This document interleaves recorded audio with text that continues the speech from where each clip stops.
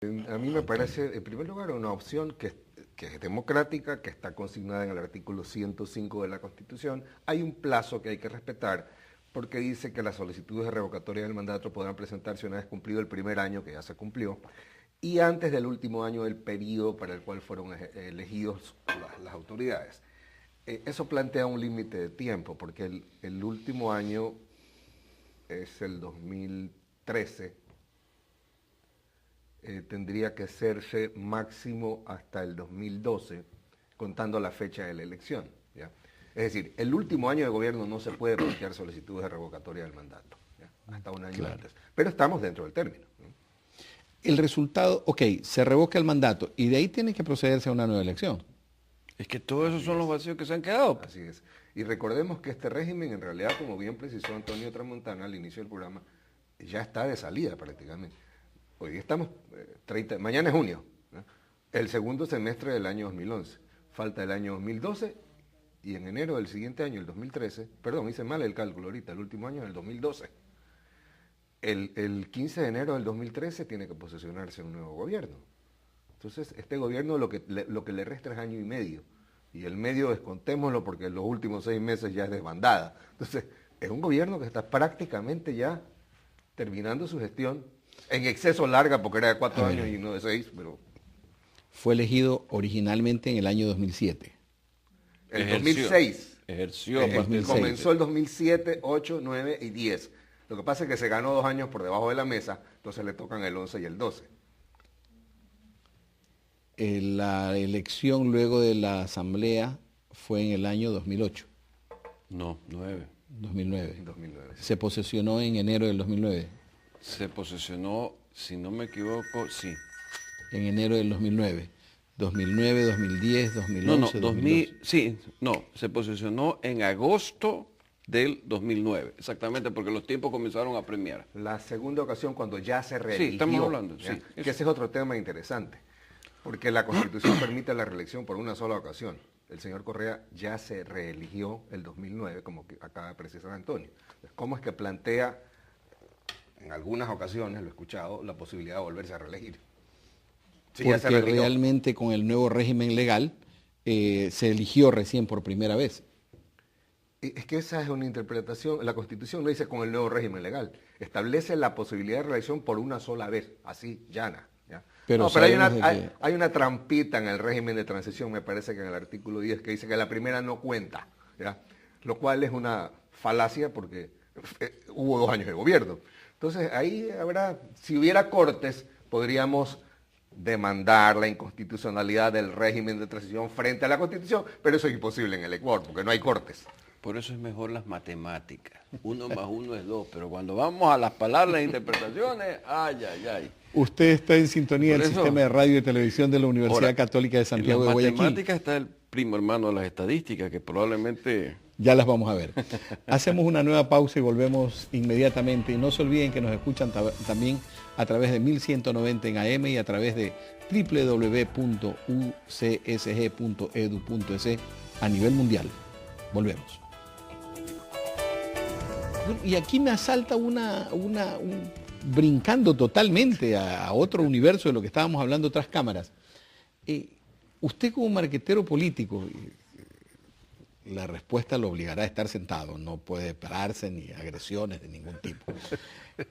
Como marquetero político, ¿nos puede contar o decir o hacernos alguna reflexión sobre los errores tan tremendos que hubieron en las llamadas encuestas, en las llamadas dibujos de resultados electorales?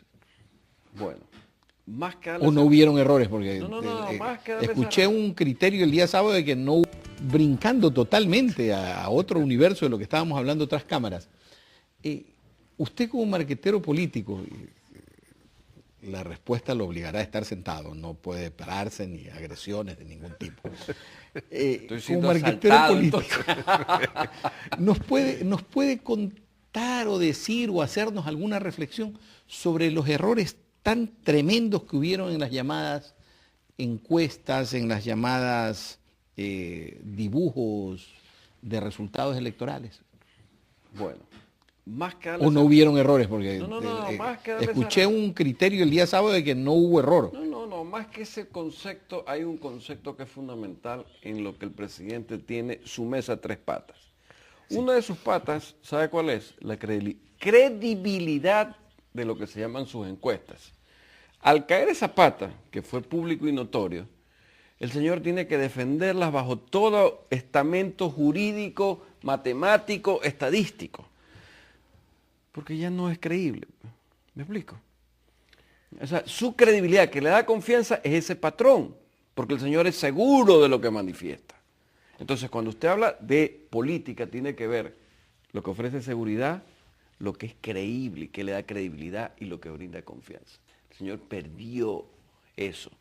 Y a mí lo tiene que defender a Santiago Pérez. Está bien que lo defienda, yo digo, pero va a ver que va a terminar con perfiles de opinión siendo su encuestadora. Eso se lo doy. Ahora, pero perfiles de opinión tampoco acertó muy pero es que, cercano a la verdad. Yo le pregunto, pongo en la mesa el tapete, ¿quiénes irán? ¿Informe confidencial? ¿Cogerá ese datos o cogerá market? IOU a Santiago Cuesta. IOU. ¿Ya? Entonces, ¿quién le da los otros 3? Pudiera ser que don Dinero tenga su valor y su peso, pero dudo. Pero representativamente, ahora, ¿dónde está la aceptación del señor? Ojo con lo que estoy diciendo y lo que usted me pregunta. Mire, me da mucha pena y lástima lo que voy a decir. Y tal vez los medios de comunicación me cierran las puertas. Pero ante un gran error estadístico vinculado con medios de comunicación, en el sentido de error, no de que fue la cosa dirigida, el ejemplo está, la prueba está, los medios de comunicación ni se pronuncian, ni hacen comunicados ni remitidos de que eso no se puede hacer. Y por eso ellos son lo que se llaman independientes, imparciales, cercanos a la verdad, veraces. ¿Y dónde están? Por eso es que el señor presidente de la República del Ecuador, economista Rafael Delgado, corrijo, muchas gracias, le dice lo que le dice. Entonces, veamos los estamentos, o sea, veamos los pilares. ¿Análisis legal de lo que dice el ingeniero? Bueno, yo diría que más que análisis legal hay un elemento que es tremendo. La confiabilidad del presidente de la República es algo que una nación no puede perder. Yo escuché el día sábado al presidente defendiendo a Santiago Pérez, o sea, casi no podía creerlo. Bueno, ahora ya se puede creer todo, ¿no? Pero casi, me costó mucho creer. Pero yo me hago la reflexión, a ver, si alguien defiende a una persona que ha cometido un error tan monumental como el que cometió el señor Pérez con las encuestas, significa que hay algo detrás. Probablemente yo defiendo a quien mandé al sacrificio. Entonces, a mí me llama mucho a la sospecha esta defensa, porque lo que me está diciendo, la lectura que hago entre líneas es, mira, yo tengo que defender a Santiago Pérez porque yo le di esta orden de que salga con una encuesta triunfalista, porque la mejor forma de disimular una derrota es disfrazándola de victoria. Entonces, lo que pienso es, bueno, si el presidente es capaz de hacer algo así, de mandar a un encuestador a dar cifras que no son reales, no podemos confiar en el presidente de la nación, del Ecuador. Usted está haciendo una afirmación sumamente grave, ¿eh? Estoy haciendo una reflexión que es producto de mi análisis. No estoy diciendo que el presidente hizo eso. He dicho que su actitud me llama a sospechar eso, y en ejercicio de mi libertad de expresión y de mi libertad de pensamiento, primero puedo pensarlo, en segundo lugar decirlo, hasta donde yo sé todavía este es un país en el que uno puede decir lo que cree y lo que opina. Entonces, si al señor Correa no le gustan mis opiniones, pues yo iré a dar a la cárcel. Pero bueno, esa es otra historia. Respecto precisamente al tema libertad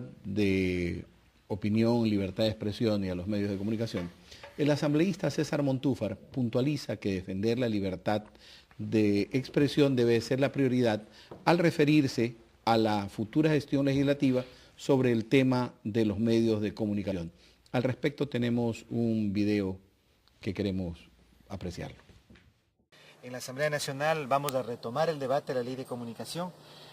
Hay varios temas que son muy importantes. Yo diría, primero, el garantizar que este derecho sea verdaderamente garantizado y promovido por todo el cuerpo legal. Segundo, impedir que un Consejo de Comunicación se vaya a convertir en una comisaría de medios.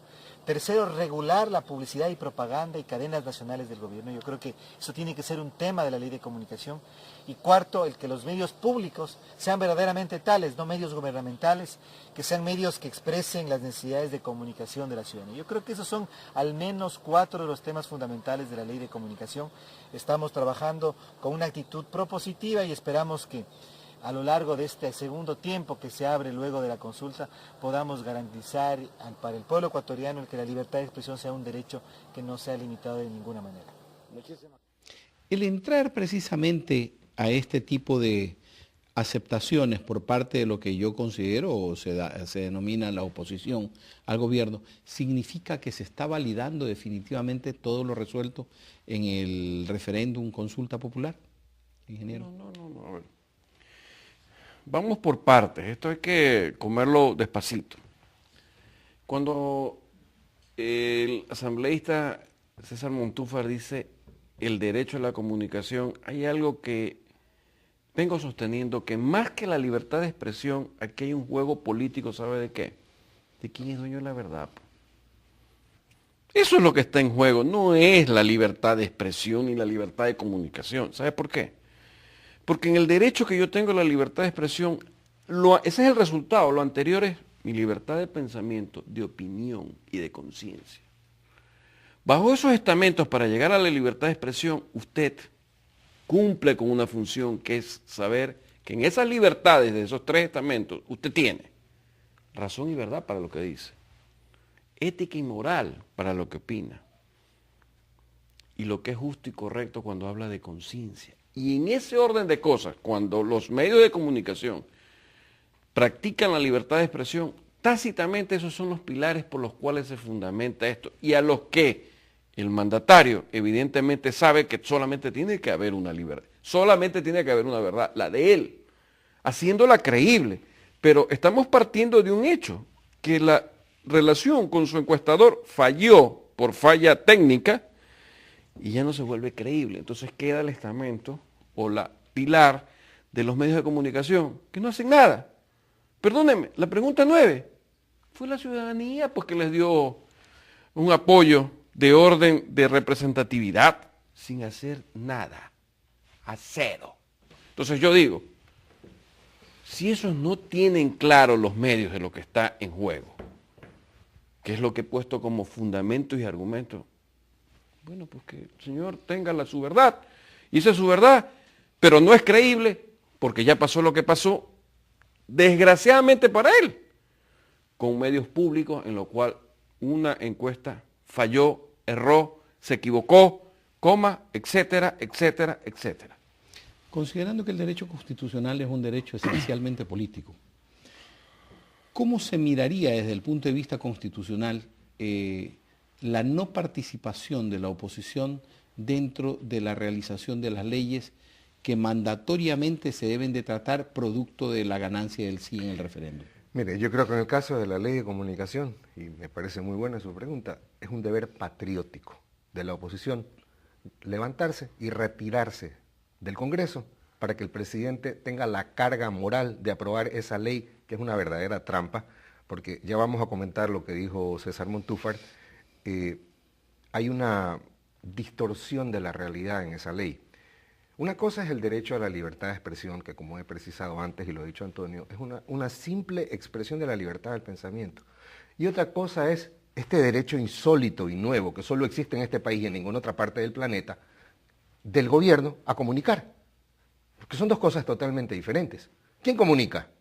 ¿Quién tiene los 20 medios públicos que ahora tienen la desfachatez de decirnos que no son públicos, que son del Estado, que no son del gobierno? El gobierno es parte del Estado, el argumento es ridículo. Esta distorsión del derecho a la libertad de expresión en esta ley que se llama de comunicación es una falacia, porque la libertad de expresión y el derecho a información que tiene el ciudadano son las 2 caras de una misma moneda, en la cual no entra el derecho a comunicar, ¿ya? Existe un derecho a expresar el pensamiento mediante la prensa escrita, mediante la prensa televisiva, mediante la prensa radial, y existe un derecho del ciudadano a recibir esa información. La prensa solo transmite la realidad de los acontecimientos, informa opina y entretiene. Esas son las tres actividades que hace.